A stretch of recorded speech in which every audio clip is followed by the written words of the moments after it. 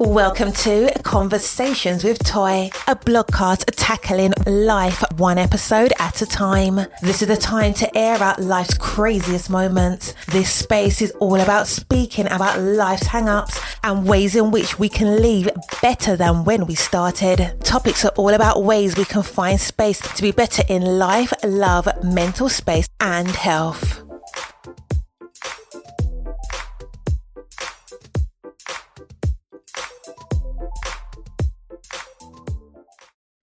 Happy Friday. I hope that you have had the most amazing week. Although we don't live for Fridays, we still can rejoice in the fact that we have done what we needed to do and we have made it to yet another Friday.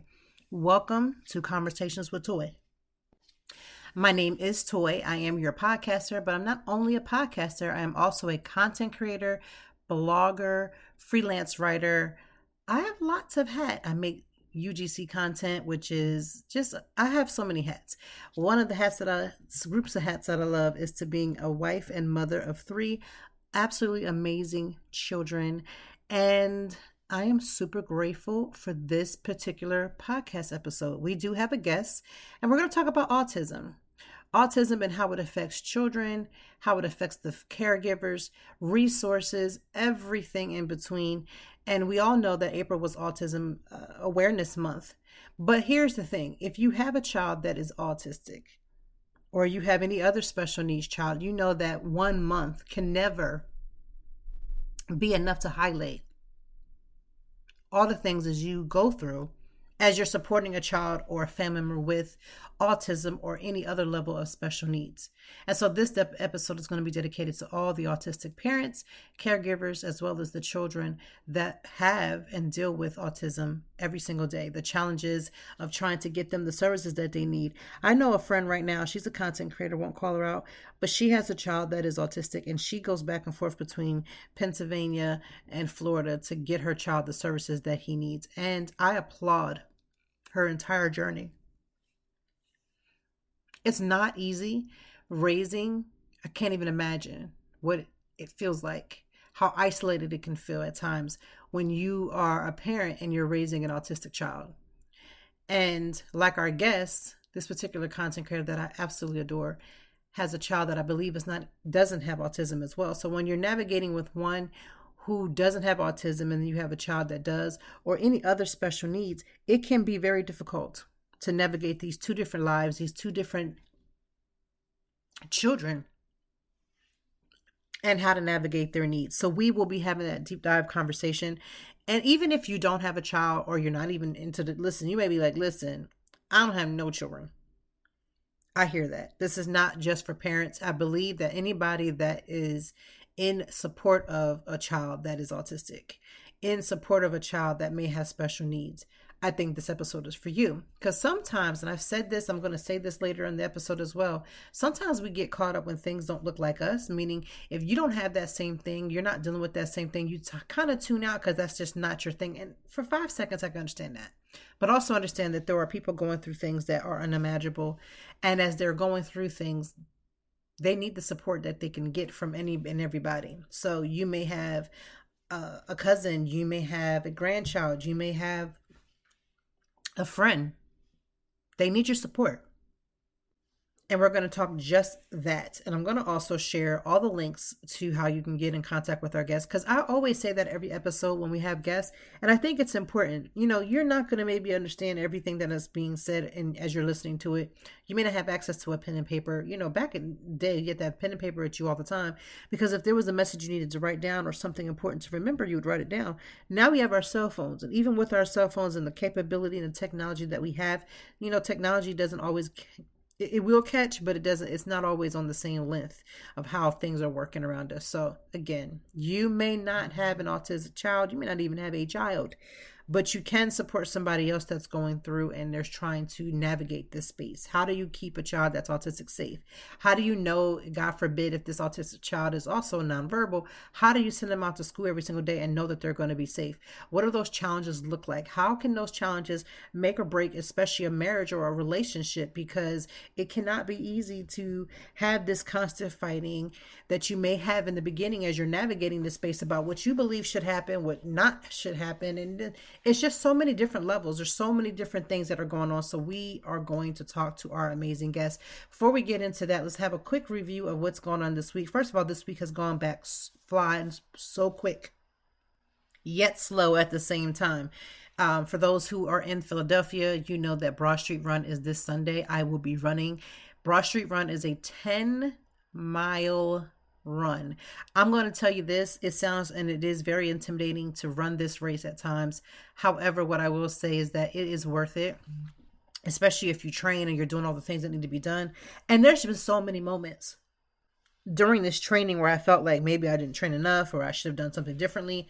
And on Sunday, it's not going to begin to matter. What's going to matter is showing up and pushing through and getting to the other side of Broad and getting to our destination. I think that's it. I would love to say something beautiful, swelling words, but in a nutshell, that is what matters. And that's what I'm going to be focusing on. It's not going to matter what went down, what didn't go down. What's going to matter for me is showing up and not quitting on myself. Showing up and running the best race that I can. And allegedly it may possibly rain. So there's a lot of movement going on. It's looking like it could possibly be a little soggy weekend. I have some plans on Saturday that's going to require, for me to be outside, like completely outside. And I am going to do everything I can to just continue with my plans and not allow the rain to deter me. Praying that maybe on Sunday, some of this rain that's supposedly going to come is going to let up. But regardless, I have run this race before and I have run this race in the rain. It's not the best thing to do, but it is something that it's doable, right? This week has been training for that. Today is Friday, and so therefore it is day 2 of Toybration. Now you might be saying, girl, what is going on? Why is your name and everything that you do? Here's why. As a kid, my name is LaToy. There was not that many LaToys that I know of. Matter of fact, and everyone calls me Toy, but I have a roommate that was in freshman year roommate, and her name was Toy, spelled the same exact way, Toi. And it was fascinating because when I saw it, I thought I had my own room. And here, no, there's another person. And she's also the same race as I am, Black. And her name is the same as mine. And it's just such an abnormal name. Like you've heard LaToya. I hate when people put it on it. I don't listen. I don't have anything against people who have the LaToya as your name. That's not my thing. It's not my problem. What I'm trying to tell you is that because my name is not LaToya, I don't want to be called LaToya. I have my dad's mom who calls me Toya, my grandfather who mixes my name up with my sister and says Toy Tara when he wants to call because he doesn't figure out which twin. And I am a twin, but we look nothing alike. I don't know why that's a thing as to why he still smushes our names together, but it's always been Toy Tara. And then my grandmother from my dad's side will call me Toya sometimes. But outside of that, my name is not LaToya, it's LaToy. And so I will put my name on a lot of things because, when you go to like some of those field trips that have your name on like the little round swivel and you can go get your name on a nameplate, you can get a keychain, there was no nameplates, there was no keychains. And so I'm very much proud of the name that I have. Again, my name is LaToy. I go by Toy by short. But at the end of the day, it really does boil down to just recognizing that my name is my name and I love it. I think my name is a beautiful name and I think that it's unique, and especially in the way that it sounds, not the way that it sounds, but the way that it's spelled. Oftentimes when people read my name, they go LaToy, and that is how you say it in French, like LaToy, because toy means you and all these other things. However, at the end of the day, that's why everything has my name in it. But Toybration is just a celebration that I have started a few years ago, probably since I've gotten to Philadelphia. And what it is a 10-day celebration. I make my birthday's on May 10th. I celebrate from the 1st through the 10th. And the reason is because sometimes I feel like, some people around us in our lives, they mean so well, but they celebrate us the way they want to be celebrated. And not too often when you celebrate somebody for the birthday do you can really consider them. Like, it's always what you want to express for them, but it's not what the way they may want. You know how you have like a spouse and they're like, I want to take this, I want to go here, I want to do that, and you're like, listen, I just want to sit on the beach for like a couple hours and like mom, the business that pays me.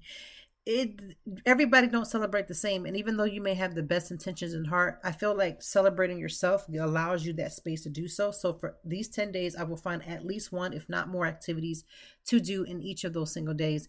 And because I'm a content creator, I've been blessed to be able to partner with so many different amazing companies that I work with all year round that are going to really do me just that. Allow me to celebrate my birthday doing the things that I love, whether it's going to a garden, whether it's having an amazing meal, whether it's even driving a car. Like, I just want to enjoy my birthday the way that I want. And I really just want to do things that make me feel like joy is there.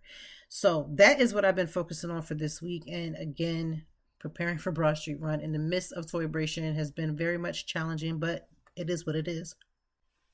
But because we have a guest, let's get right into our guest. Like I said earlier in the beginning of this intro, is that April was Autism Awareness Month, and now we're in May, which is more Mental Health and Awareness Month. But I just want to talk about the fact that people and parents and caregivers alike need assistance and try to figure out what resources. So we're going to talk heavily about resources. But our guest today is Michael Pereira. He is the founder of the Autism Voyage, and this helps parents of special needs children navigate finance and life planning challenges. And as a financial professional focusing on insurance planning and autism dad himself, Michael knows firsthand how critical it is to have a proactive plan in place. His mission is to bridge the gap between insurance strategies and real life challenges, empowering families to secure their future with confidence. No one understands the challenges, wins, and fears quite like another parent walking the actual path of raising a child who has autism. So, Micah was here. We're talking about his relationship in autism and meaning him and his wife. We're talking about the challenges and what parents should have and how to build a team. You need a team of people around you, not just for the day-to-day care, but just for all the things that you're going to need to make sure that your team is complete. You're going to want to have a financial advisor. You're going to have an accountant. You're going to have a lot of different things happening, and we're going to talk to Michael. So without any further ado, I want to welcome Michael to the Conversations with Toy family. Michael, let us talk about how it is to navigate life and your spacing with a child that has autism, and how to get the team together that you need to make it all happen. Thank you so much to my Conversations with Toy family. Guys, I have such a treat for you today. All right, Conversations with Toy family. We have none other than Michael Pereira today. He is going to share his amazing story, and I want everybody to lean in and to tune in. I know sometimes we work out when we're listening to these podcasts, or we're folding clothes, which is all good. However you need to get it, I'm here for it. But just in case you are either a caregiver, a parent, or you know someone who is a parent or a caregiver to someone who needs extra services, that needs extra support, I want you to lean in and listen to this conversation, because this is going to be a really, really good one. This is going to be filled with a lot of resources, conversation around how we can help those in our own communities and abroad, how we can just expand for others. And without any further ado, Michael, thank you so much for being here today. No, thank you. Thank you so much for having me. So can you just share with us, those who are listening, your story, as much as a brief nutshell of your story, so that we can kind of learn more about you as we continue this conversation? Of course, of course. So I'm the founder of the Autism Voyage. It's a blog, it's a newsletter, but everything started, I would say, a couple of years ago. Came from corporate, traveled a lot, never was home. And upon that lifestyle, I met my wife. We wanted to create what we would say is the American dream. So we got married, we bought a house, we got pregnant with our first child, which is Christian Omar. When he was around 1 year old, we started noticing several symptoms that we knew that needed to be addressed. Hmm. But obviously, we, as I would say, the majority of parents, we were in denial. We didn't want to hear that something was there, right? So we were in denial. Plus, we were obviously also receiving feedback from our family. Hey, don't worry, you were the same.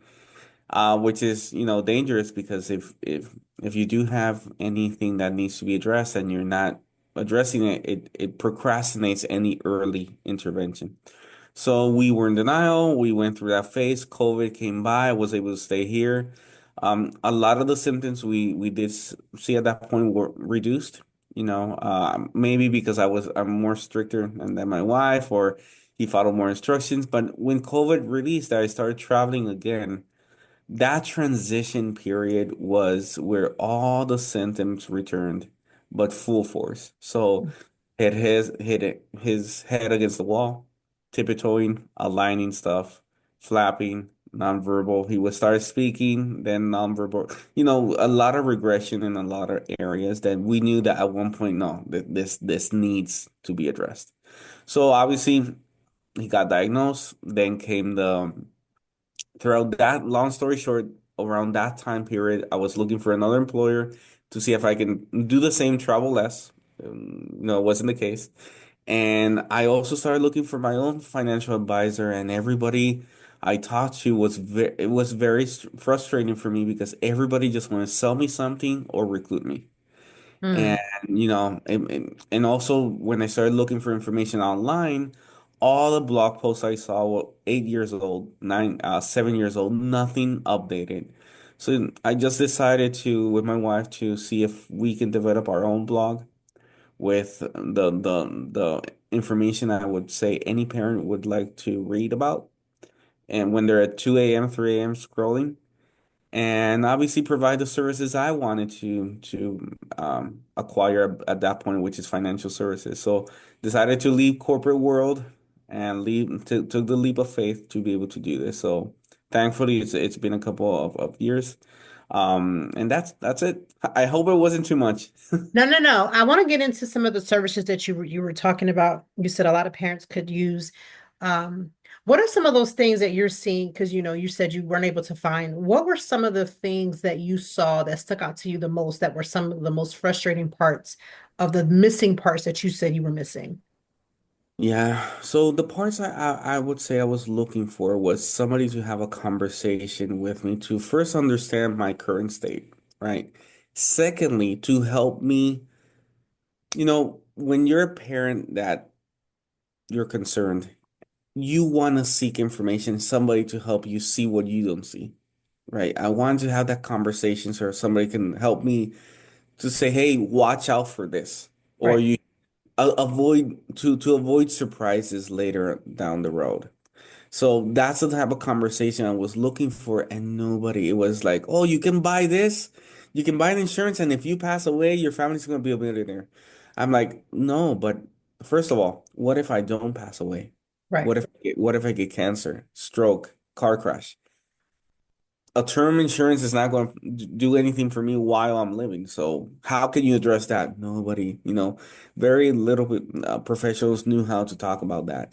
Then I would say, okay, now if I do buy a policy, how does that look like in this uncertain economy, right, scenario? Because I don't know if Christian will be independent or not. So how can I make sure this will not impact him in any way? Because I don't know if he's going to be able to make a decision later on. And he gets all this money or no, like how, nobody. And what I noticed is that at least for special needs, this type of conversation needs a team. It's not just one person. For example, you need an attorney. You need to talk to an attorney to talk about special needs trust, guardianship, power of attorney, medical agent. You need a financial advisor and insurance to be able to use, for example, if you want to use life insurance to fund the special needs trust.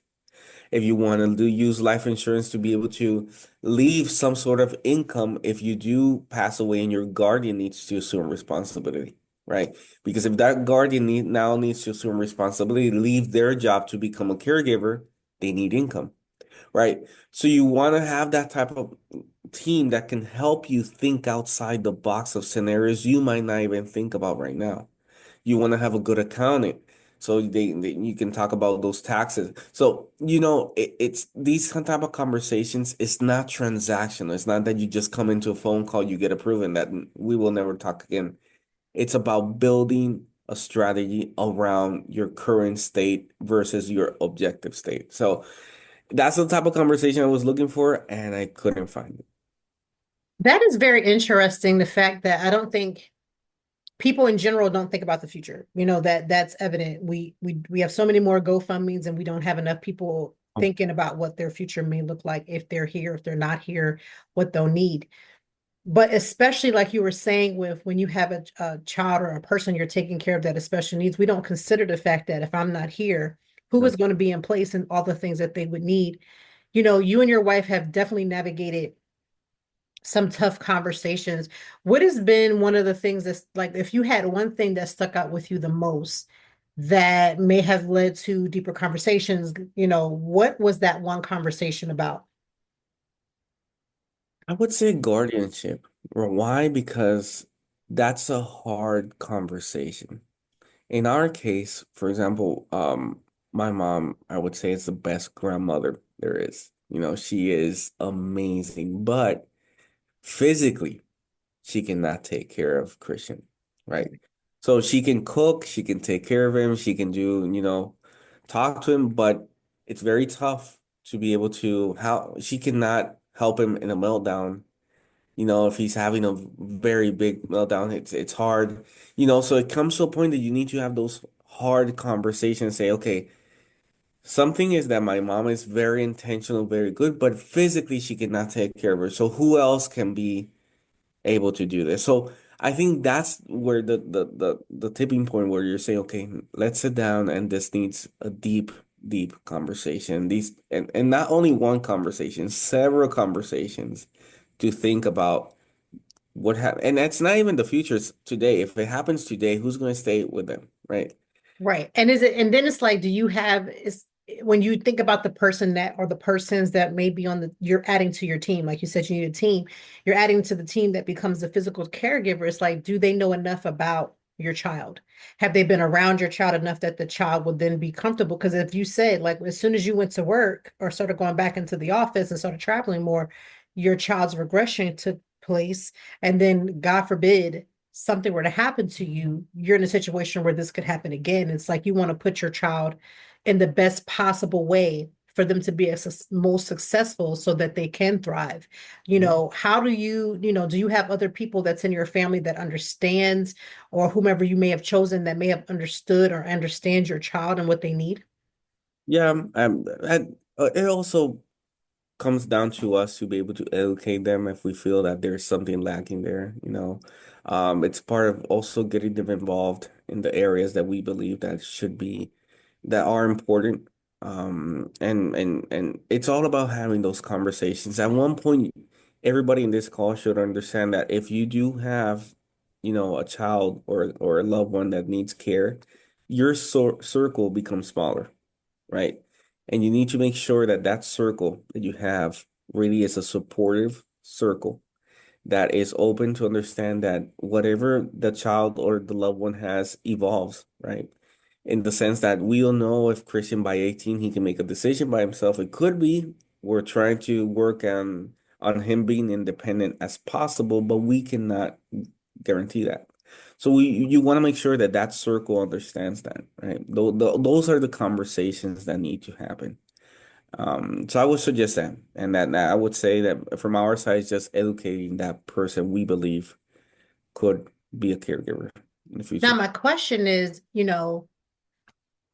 as a parent, any form of parent, any caregiver, there are so many stressors that come into our space, that come into our world, that stresses our relationships and the people around you. What has been some of the things that have tested you and your wife? Not that you have to get into detail with it because that's obviously personal, but what are some of the things that has tested you guys as a unit? Because you guys are a team as well, and having to have this pool in different places, how does that work for you guys?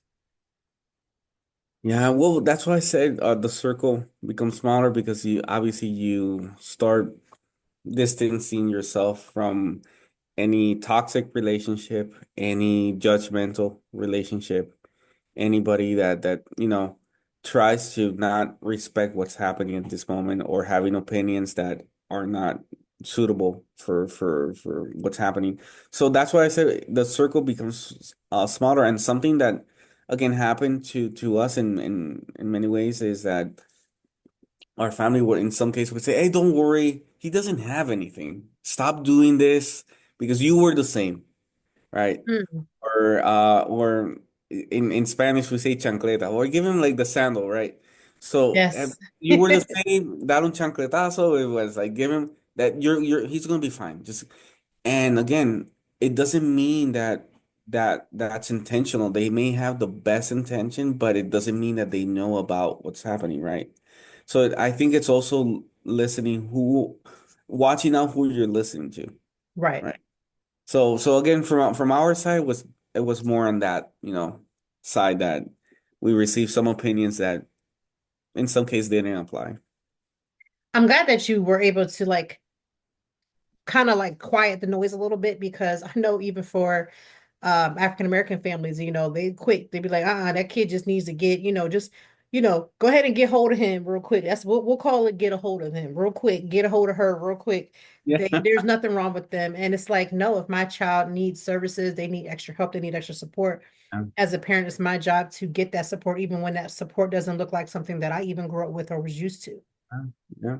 And there's a lot of things that, for example, in our case, again, there's no, I would say when he was going through speech therapy, there were a lot of speculations. Hey, if you do two languages in the same home, sometimes that could also, if you're doing Spanish and English, that could also be a possible delay, for example. Oh, Uh, really? I've never heard of that. yeah, there was again speculations. Nothing really justified that, but in some cases, so we decided, okay, let's see if we can do English, because that's what he's doing in school, and Spanish at home, or reduce the Spanish and English. It became to a point that from the family's perspective, no, he's Hispanic, he should speak Spanish, and I'm like, no, but this is just a testing period, right? We want to test out if it's just two languages, if it's too much for him, if it's not, and it gets to a point, it got to a point that you're going against what the waves, right? Because you're trying to test out something, but at the same time, obviously culture comes in, family comes in, and they see it in a different way. So it happens. Do you have more than one child? Yes. Okay.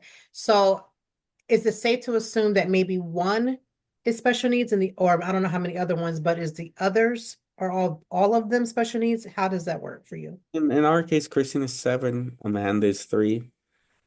She no, as of the moment, she hasn't been diagnosed. Even though we've seen, as a second child, any parent that has a child on the spectrum, you're always going to see details in the other ones that say, could that be? But no, as of the moment, she hasn't been diagnosed. We did see some behaviors in some cases, but it wasn't anything to worry about. Okay. She has her own speech delays. We believe, again, this is what we think it is. It's because Christian was nonverbal at some point that obviously she didn't have anybody to practice with. That basically delayed her speech.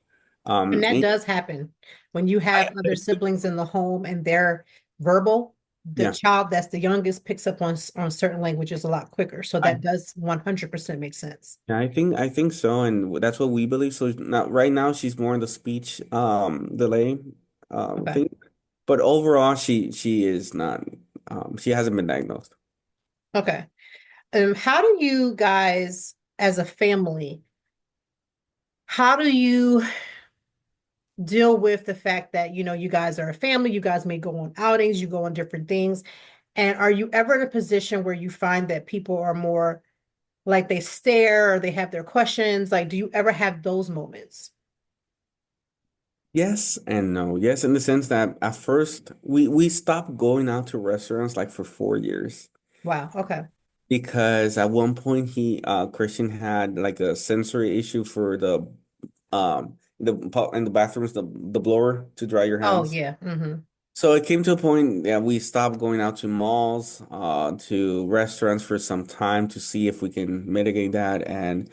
But it wasn't because other people were looking at us bad. It was more that we knew that it was he was going to have a meltdown. So we wanted to avoid that. But in our case, we didn't have that experience of any other, you know, people looking bad. It was more on that side to avoid something for him. Which is really good because I've been really grateful to see that there are a lot of places that have sensory days or sensory nights for people who do experience those things so that children, families, caregivers can all experience certain activities without the issue, without that becoming a blockage. Yeah, Have you correct. guys been able to experience or go out into any of those types of situations where you guys can go to something that's more censored for him? No, no, we didn't. What we did go out, that's something that we did do is we took him out of using tablets, TV Mm, time, screen time, because we were noticing that it was becoming addictive. So we started going out to here I'm in Miami, but there's a place called Homestead. There's a lot of farms here. So we started going out to these farms for him to see animals so he can see the outdoors, and it was very, very helpful. Very helpful, I would say. Because then if he did have anything against, at one point he also had some texture okay.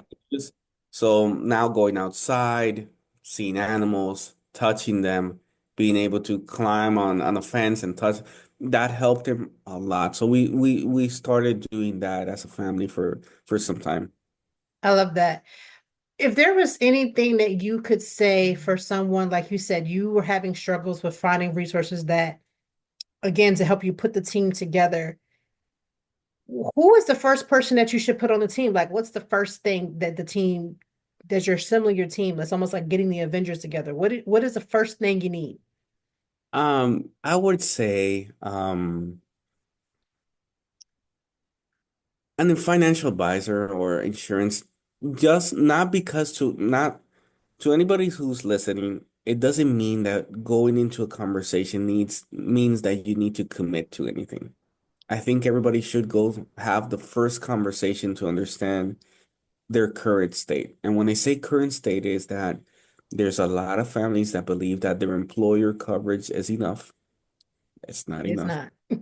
Always fall short.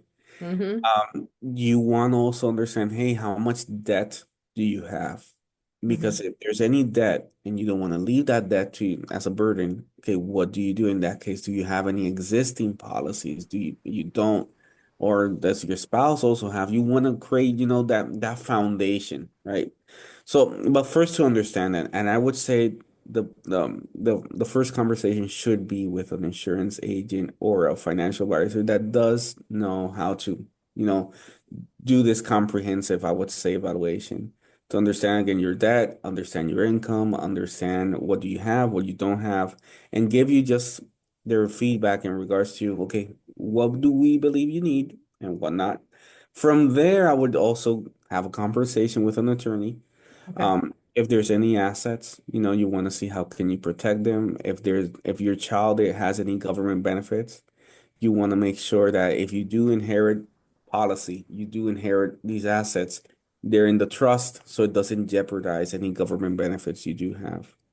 You want to make sure that you're talking with also an accountant, right? Because I've heard of cases that um, families inherit assets that they didn't know they they had, and there's also a tax implication there. So, Wow. Okay. you want to make sure there's a family member that had a brokerage account, and now they need to obviously do something with that. So it's having that 18, but in reality, I would start with an insurance agent, financial advisor, but don't stop there. Even if you can do it in parallel and just get everything rolling, put it in a paper, see what makes sense, what doesn't.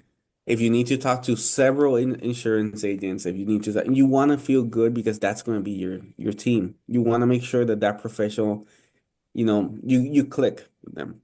Okay. When you started off, you said, you guys have the blog and you are making sure that other people and other families have what they need, which was part of the things that you were missing for yourself. What else, what as a concomitant, what do you actually offer and help with other people? Like, what do you do? Yeah, so the services per se that I offer is comprehensive insurance planning. Okay. So it's not transaction. It's not that we get on a phone call, you get approved, and that's it. Everything takes time. Right. So what we concentrate on three main areas, and it's because those are the areas I believe as a father is very important. So the first one is income protection. We want to make sure Mhm. that if you get cancer, a stroke, something happens, your income can be replaced. Either replaced by a policy or a lump sum, something that can cover you so you can concentrate on recuperating and not concentrate on how you're going to get that income. Right. Also, the second part is using life insurance to fund a special needs trust. You can use real estate, brokerage account, savings, but for me that fluctuates. I want to have something it's predictable. So we Right. use life insurance. And the second one is long-term care. Why? Because I don't know until when Christian is going to depend on me. And if I'm 80 years old and I need care, assisting living facilities and nursing homes are becoming very expensive.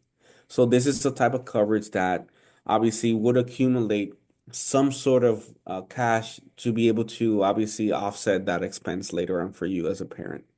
Those are the areas I focus on, but the blog per se talks about any type of topic from haircuts, sensory, from martial arts for special needs. If ABA is only for autism, it's sensory, speech delays, echolalia. It talks about different type of topics. We use different type of sources, including AI, to build them, Okay. but it's there. It's there, and it serves as a resource for parents. Awesome. Now, quick question. How do you, with all the things you have on your plate, you have a wife, you have two children, you're building this amazing business to help other people, you have all these things going on. How do you say, okay, I need to take a pause for myself? How do you do that? And also, how do you support your wife in doing the same as well? Yeah, we started a couple months ago doing activities as a family. So, Hmm. for example, again, all with a goal to take Christian away from the tablets. He started in jiu-jitsu. So, we started walking together as a family. So we walk, when we walk, we talk, where we're communicating, we have a routine that at least any topic that needs to be addressed at that point is when we're walking. So we try to incorporate these type of family moments when during the day. Also, when we try to have dinner, we try to have it as a family, no cell phones. In some cases, nothing. Just let's eat together. Which is hard because I'm saying it now, but it took us a long time to do that. And not only a long time, again, I'm coming here today and very grateful for the opportunity, but it's taking us a long time to be consistent. It's taking us a long time to be stable from a mental perspective. It's taking, because it's very hard to be a functioning parent while being Right. exhausted. So, just that we try to incorporate that. And in regards to Ellie, my wife, she's the champ here. She's the best. I would say she's very, very resourceful for the children. She's always proactive. She's always thinking outside the box to be able to help them, to be able to support them. She also became a RBT, a therapist for she was a stay-at-home mom. She became a RBT, which is a registered behavior technician, Hmm. to be able to see if she can support even more Christian here at home, and she loved it, and now she has a couple cases. So yeah, we really deep dive into this topic. I love hearing how you talk about your wife and giving her props as well, because I know as a mom, sometimes just being a mom is just such a hard load. And hearing that she was a stay-at-home mom, I was a stay-at-home mom for many years, and then getting back into a flow and getting back into the workforce and finding something that she thrives in, also while taking care of you and taking care of the family, and then just making sure you guys are good. I'm hoping that you guys are able to at least incorporate some date days in there, some alone time, because that's also a good thing as well. Yeah, yeah, yeah. That's where I would say the grandmother comes in. She stays with them and she's able so we can have our time. And it's very important for every family to be able to coordinate in a way that you can take time for yourself, you know. And even for those single parents that I know that the divorce rates are very high for special needs. Those single parents, it's also good to, you know, take a breather, take some time for yourself. For that self-care is very important. Now, I was going to lead with that, but I mean, end with that, but I got a question since you brought it up. Why do you think, and I'm sure I know the answer, but why do you think the divorce rate is so high for people who have a special needs parent? Why do you think that? For parents that, well, I would say this tests you to the levels that you would never imagine, right? Because it either breaks you or makes you, right? Because you're Right. always in survival mode. You know, you go through to survival mode to autopilot mode. I think I mentioned this before that there was at one point that I got to the supermarket and I said to Ellie, I called her, I said, Ellie, I'm here. I don't know how I got here. You know, you go through autopilot mode. You're just doing things, and because there's so much in your mind that, and then you go into protection mode. That okay, whoever messes here, so it's hard because you focus so much on the child that you could lose focus on yourself. Okay. And I would say that it tests anybody, you know, and if you're not committed to withstand that pressure, it's hard. No, that sounds, I mean, exactly what I thought, but I just figured let me ask since you brought it up. Let me just go let me just go ahead and ask because again, marriage is hard as it is, and then adding other factors to it, it can be very much stressful as a married person. I know. um, just with the ebbs and flows. But I really do thank you for this conversation. Where can, if somebody is listening, because we are going to make sure if you've been listening to my podcast before, you know that I will make everything clickable because I know y'all are a clickable generation. Y'all want to just hit the button. So everything that Michael's about to say, we're going to make sure it's available for you to hit the button. But Michael, where can they find more resources with you?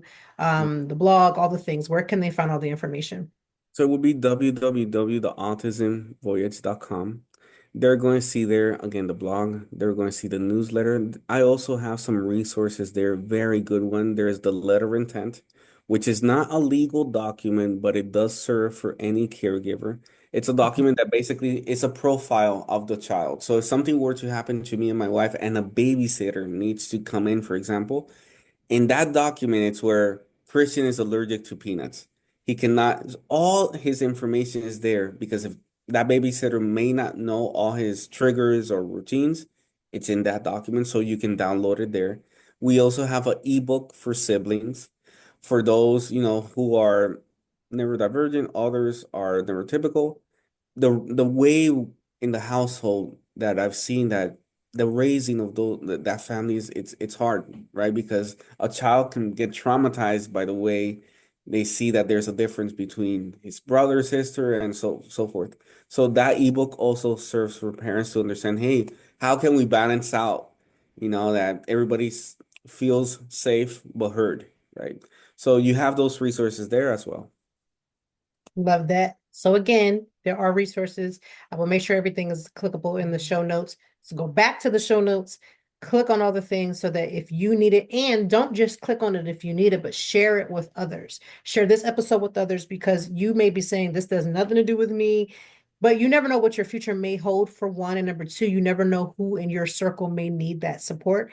And if this is not something that you need, that's 100% okay. But I also want you to also when you listen to certain things that don't feel like they resonate with you, you should always extend grace when you're listening to other people's stories because again, someone in your circle may need to hear this. You may come across a coworker that may be struggling and dealing with these types of different topics. And I just want y'all to listen with empathy and share. Sharing is free, sharing is caring.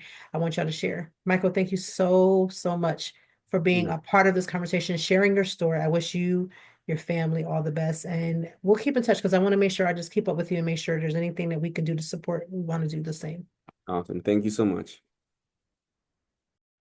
All right. So that is the episode. What did you actually think? If you are dealing with any of these options and these different difficulties with the special needs child, please go to the show notes. I'm going to have the website, Instagram, all of the things, LinkedIn, that you can get in contact with Michael in case you're saying, you know what, some of the conversation that he talked about today resonated with me and I feel like I'm not prepared. I'm not prepared to decide what if something happens to me in the midst of me also trying to be the caregiver of my child, because that's a real possibility. Depending on the severity of the autism and the different levels, I won't say the severity, but the different levels that there are, you're going to want to make sure that the team is going to do exactly what you would want for the sake of your child. And especially if your child cannot communicate, right? You're going to want to make sure you have everything in place. So Michael definitely did his big one with this episode by making sure he broke everything down, because we really want to make sure that at the end of the day, you feel the support that you need. Again, as we talked about self-care and the things that you can add to your plate that are good for you, that are going to help you to be the person that you're trying to be while you're also helping to raise the children that have been entrusted with you. I always believe that God is always blessing a lot of us, but I also believe that there's always an extra sprinkle on those who have special needs, because sometimes they are isolated. And that's the same thing with parents that are dealing with a child that has autism, because everybody around you has friends or has kids who don't seem to, demonstrate these type of autistic behaviors. And it feels like when you're in the midst of something that this is like, okay, I'm going through this and there's nobody else in the nation, the world that's going through this. And it's like, there are other people dealing with this, but if you don't begin to tell your story, if you don't open up and talk about it, you're just holding in your deliverance, but also deliverance of people around you. What does that mean when I say your deliverance? That means that you have the ability to speak life into something that could be possibly dead, looks dead, needs resuscitation, it needs all the things. But because you just humbled and put yourself in the right frame of mind, you can do anything. So Michael, we are super, super happy to have you on this episode of this podcast. I cannot express enough.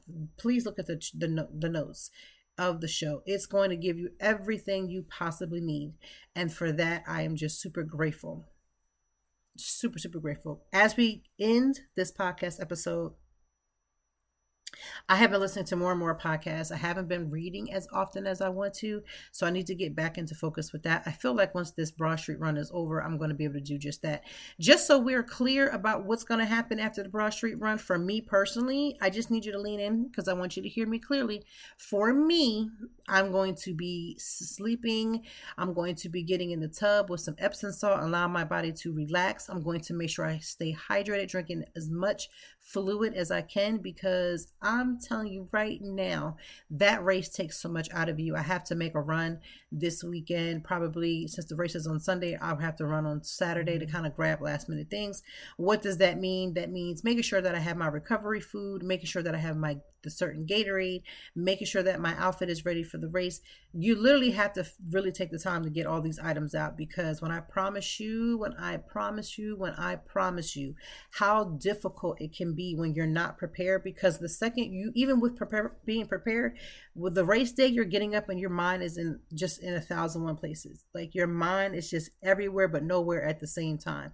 So for my runners that are going to be meeting me on Broad, I'm sending my love ahead of time. Please get your rest. Do not be up at all hours of night Saturday. I need you to get into bed, because you got to get up at the crack of Jesus so you can be where you need to be. That's it in a nutshell. You got to be where you need to be.